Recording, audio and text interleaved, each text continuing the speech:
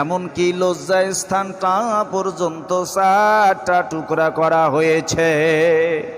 আমার ভাইরা, পরবর্তী সময় যখন মক্কা বিজয় হয়ে গেল, মুসলমান ক্ষমতা পেয়ে গেল, আল্লাহর নবীর কাছে এই ওয়াহাশী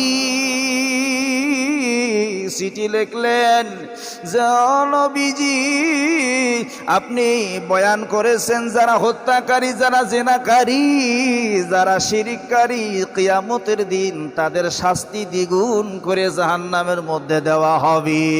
ও নবীজি, আমি বড় গুনাহগার, আমি হত্যাকারী। আপনার আপন চাচা আমির হামজাকে আমি হত্যা করেছি।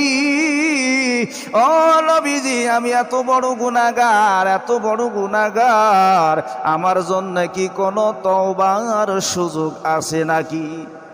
মায়ের নবী ডেকে বললেন, এ ওয়াহাশী, তুমি যদি ইসলাম গ্রহণ করো আর তওবা করো, আল্লাহ পূর্বের জিন্দেগির তামাম গুনাহ তোমার মাফ করে দেবে।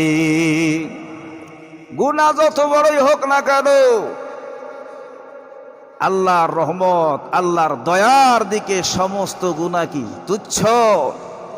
আমার যুবক ভাইরা, এই দুনিয়ার জমিনে প্রেম ভালো